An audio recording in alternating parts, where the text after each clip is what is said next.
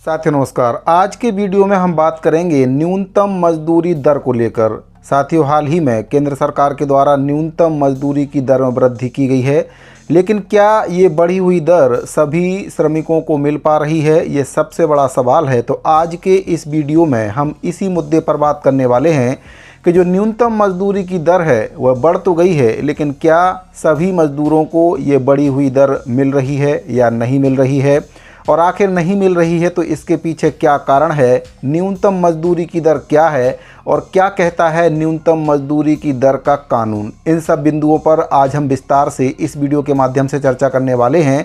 इसीलिए आपसे निवेदन है कि अगर आप पहली बार चैनल पर आए हैं और आपने अगर अभी तक चैनल को सब्सक्राइब नहीं किया है तो चैनल को सब्सक्राइब जरूर करें, साथ ही बेल आइकन को प्रेस करके उसको ऑल पर सेट कर दें, जिससे आपको हमारे द्वारा बनाए गए सभी नए वीडियो के नोटिफिकेशन सबसे पहले मिल जाएं। तो साथियों, जैसा कि आप सभी को पता है कि भारत सरकार के द्वारा हाल ही में न्यूनतम मजदूरी की दरों में वृद्धि की गई है। इसके बाद राज्य सरकारों के द्वारा भी न्यूनतम मजदूरी की दरों में वृद्धि कर दी गई है। लेकिन यहाँ पर देखने वाली बात यह है कि केंद्र सरकार के द्वारा जो न्यूनतम मजदूरी की दर लागू की गई है या राज्य सरकारों के द्वारा जो न्यूनतम मजदूरी की दर लागू की गई है, क्या वह मजदूरी की दर श्रमिकों को मिल पा रही है? और केंद्र सरकारों के द्वारा जो दरें निर्धारित की गई हैं, क्या उसी दर से राज्य सरकार के द्वारा भी श्रमिकों को भुगतान किया जा रहा है? आखिर ऐसा नहीं है तो क्यों? अगर केंद्र सरकार के द्वारा दरें निर्धारित की गई हैं तो राज्य सरकार उन दरों को लागू क्यों नहीं कर रही है? केंद्र सरकार के द्वारा जो दरें हैं वे अलग हैं और राज्य सरकार में जो दरें राज्य सरकारों के द्वारा अपने श्रमिकों के लिए लागू की गई हैं वे अलग क्यों हैं? इनमें काफ़ी भिन्नता है। केंद्र सरकार के जो श्रमिक हैं उनको एक प्रकार से अलग न्यूनतम मजदूरी की दर का भुगतान किया जा रहा है और राज्य सरकार की जो न्यूनतम मजदूरी की दरें हैं वे कहीं ना कहीं अलग हैं। साथियों, हाल ही में भारत सरकार ने न्यूनतम मजदूरी में बढ़ोतरी की घोषणा की है और इस कदम से देश के करोड़ों मजदूरों को काफ़ी राहत मिलने वाली है। लेकिन यहाँ पर देखने वाली बात यह है कि ये जो वृद्धि है वाकई में मजदूरों की जेब तक पहुँच रही है या नहीं पहुँच रही है? इस सवाल का जवाब उतना सीधा नहीं है जितना देखने में लगता है। सरकार के आंकड़े बताते हैं कि पिछले कुछ सालों में न्यूनतम मजदूरी में लगातार इजाफा हुआ है। फिर भी कई रिपोर्ट्स में ये बात सामने आई है कि बहुत से मजदूरों को अभी भी पूरी तनख्वाह नहीं मिल पा रही है। इसके पीछे कई कारण हो सकते हैं, जैसे कि नियमों का सही से पालन न होना, मजदूरों की कमज़ोर स्थिति या फिर कंपनी के द्वारा लागत कम करने की कोशिश करना। इस वीडियो में हम इस मुद्दे के विभिन्न पहलुओं पर नज़र डालेंगे और ये जानने की कोशिश करेंगे कि न्यूनतम मजदूरी का जो कानून है वह क्या कहता है और इसमें क्या क्या बदलाव हुए हैं और फिर मज़दूरों को पूरा पैसा आखिर क्यों नहीं मिल पा रहा है। साथ ही हम ये भी जानने की कोशिश करेंगे कि इस समस्या के समाधान के लिए सरकार के द्वारा क्या कुछ किया जा रहा है। सबसे पहले बात करते हैं न्यूनतम मजदूरी योजना की जानकारी के बारे में। तो इसमें जो योजना का नाम है न्यूनतम मजदूरी अधिनियम है, लागू होने का वर्ष है 1948।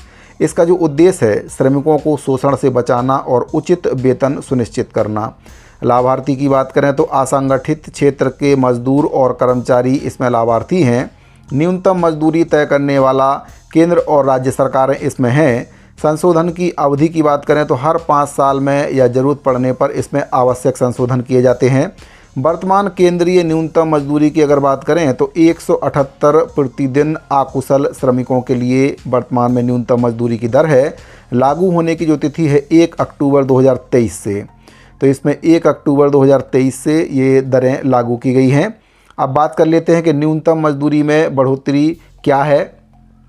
तो इसके बारे में आपको बताना चाहूँगा कि हाल ही में केंद्र सरकार ने न्यूनतम मजदूरी में बढ़ोतरी की घोषणा की है और इस नए नियम के तहत अकुशल श्रमिकों के लिए न्यूनतम मजदूरी ₹178 प्रतिदिन कर दी गई है। ये पहले 176 रुपये प्रतिदिन से थोड़ा ज़्यादा थी। अर्धकुशल, कुशल और अति कुशल श्रमिकों के लिए भी मजदूरी में इजाफा किया गया है। इस बढ़ोतरी का मकसद मजदूरों की आर्थिक स्थिति में सुधार लाना है। सरकार का कहना है कि इससे लाखों मजदूरों को फायदा होगा, लेकिन क्या यह वृद्धि पर्याप्त है? कई विशेषज्ञों का मानना है कि महंगाई के हिसाब से यह बढ़ोतरी बहुत ही कम है। मजदूरी बढ़ी लेकिन अभी तक इसका भुगतान पूरी तरह से क्यों नहीं हो पाया या फिर कर्मचारियों को इसका लाभ क्यों नहीं मिल पा रहा है? सरकार के द्वारा जो मजदूरी की दर है वह वृद्धि की गई है, लेकिन बढ़ी हुई दर कहीं ना कहीं नहीं मिल पा रही है। ये एक बड़ा सवाल है कि जब सरकार ने मजदूरी बढ़ा दी है तो फिर मजदूरों को पूरा पैसा क्यों नहीं मिल पा रहा है। इसके पीछे कई कारण हो सकते हैं। इसमें पहला है कानून का पालन ना होना। कई कंपनियां और नियोक्ता न्यूनतम मजदूरी कानून का पालन नहीं करते हैं और वे कम पैसे देकर मजदूरों का शोषण करते हैं। जागरूकता की कमी भी इसका बहुत बड़ा कारण है। बहुत से मजदूर अपने अधिकारों के बारे में नहीं जानते हैं और वे ये भी नहीं जानते हैं कि उन्हें कितनी मजदूरी मिलनी चाहिए। निरीक्षण की कमी भी इसका एक कारण हो सकती है। सरकारी विभागों के द्वारा पर्याप्त निरीक्षण नहीं किया जाता है, जिससे नियोक्ता कानून तोड़ने में सफल हो जाते हैं और कम मजदूरी का भुगतान करते हैं। अनौपचारिक क्षेत्र के ऊपर बात करें तो बहुत से मजदूर अनौपचारिक क्षेत्र में काम करते हैं, जहां पर नियम कानूनों का पालन कम ही हो पाता है। आर्थिक दबाव की बात करें तो कई छोटे व्यवसाय बढ़ी हुई मजदूरी देने में असमर्थ होते हैं, जिससे वे कानून तोड़ने को मजबूर हो जाते हैं। अब बात करते हैं कि न्यूनतम मजदूरी का जो कानून है वह क्या कहता है। तो न्यूनतम मजदूरी अधिनियम 1948 के तहत नियोक्ता को अपने कर्मचारियों को तय की गई न्यूनतम मजदूरी देना अनिवार्य रहता है। यह कानून मजदूरों के हितों की रक्षा करता है और उन्हें शोषण से बचाता भी है। कानून के मुख्य प्रावधान की बात करें तो इसमें हर राज्य अपने यहाँ के लिए न्यूनतम मजदूरी तय कर सकता है। मजदूरी का भुगतान नकद या वस्तु के रूप में किया जा सकता है। ओवरटाइम के लिए सामान्य दर से दोगुना भुगतान किया जाना चाहिए। नियोक्ता को मजदूरी भुगतान का रिकॉर्ड भी रखना आवश्यक रहता है और कानून का उल्लंघन करने पर जुर्माना या सज़ा का प्रावधान भी इसमें रहता है। मजदूरी बढ़ोतरी का असर की बात करें तो न्यूनतम मजदूरी में बढ़ोतरी का असर अर्थव्यवस्था के विभिन्न पहलुओं पर पड़ता है। मजदूरों की आय सीधे तौर पर मजदूरों की आय इसमें बढ़ती है, जिससे उनका जीवन स्तर सुधर सकता है। उत्पादन लागत की बात करें तो कंपनियों के लिए उत्पादन लागत बढ़ जाती है, जो कीमतों में वृद्धि का कारण बन सकती है। कुछ मामलों में बढ़ी हुई लागत के कारण कंपनियां कम लोगों को नौकरी दे सकती हैं। अधिक आय होने से लोगों की खरीदारी क्षमता बढ़ती है, जो अर्थव्यवस्था को गति दे सकती है। गरीबी उन्मूलन की बात करें तो लंबे समय में यह गरीबी कम करने में भी मदद कर सकती है। चुनौतियां और समाधान की बात अब कर लेते हैं।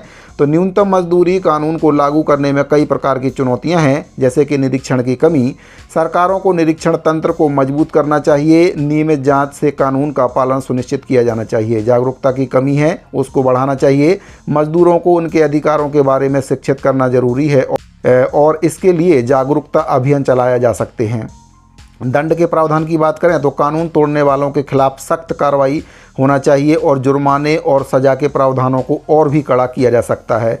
डिजिटल भुगतान की बात करें तो मजदूरी का भुगतान बैंक खातों के जरिए करने से पारदर्शिता इसमें बढ़ सकेगी। श्रमिक संगठन मजदूरों को संगठित होकर अपने अधिकारों के लिए आवाज़ उठा सकते हैं। सरकार की पहल की बात करें तो सरकार इसके ऊपर में क्या पहल कर रही है, तो सरकार ने न्यूनतम मजदूरी कानून को प्रभावी ढंग से लागू करने के लिए कई महत्वपूर्ण कदम उठाए हैं। इसमें श्रम सुधार, नए श्रम कोड के जरिए कानूनों को और मजबूत किया जा रहा है। ई श्रम पोर्टल, असंगठित क्षेत्र के मजदूरों का डेटाबेस तैयार किया जा रहा है। साथ ही निरीक्षण में सुधार, श्रम विभाग के अधिकारियों को और अधिकार दिए गए हैं। जागरूकता अभियान की बात करें तो मजदूरों को उनके अधिकारों के बारे में बताने के लिए अभियान चलाए जा रहे हैं और डिजिटल भुगतान को बढ़ावा भी दिया जा रहा है, जिससे मजदूरी के डिजिटल भुगतान को प्रोत्साहित किया जा रहा है। अब बात कर लेते हैं कि न्यूनतम मजदूरी और जीवन यापन का इस पर क्या असर पड़ सकता है। तो न्यूनतम मजदूरी का मुख्य उद्देश्य मजदूरों को एक बेहतर जीवन स्तर प्रदान करना है, लेकिन क्या वर्तमान न्यूनतम मजदूरी इस लक्ष्य को पूरा कर पा रही है, यह एक जटिल प्रश्न है। वर्तमान न्यूनतम मजदूरी रुपये 178 प्रतिदिन है, जो महीने में लगभग 4,628 रुपये होती है और यह राशि एक परिवार के लिए पर्याप्त नहीं मानी जा सकती है। खासकर बड़े शहरों में जहां रहने और खाने की लागत काफ़ी अधिक है, वहाँ पर कई विशेषज्ञों का मानना है कि न्यूनतम मजदूरी को और बढ़ाया जाना चाहिए ताकि वह वास्तविक जीवन यापन लागत के अनुरूप हो। और इसके साथ ही यह भी ध्यान रखना होगा कि इससे छोटे व्यवसाय पर अतिरिक्त बोझ ना पड़े।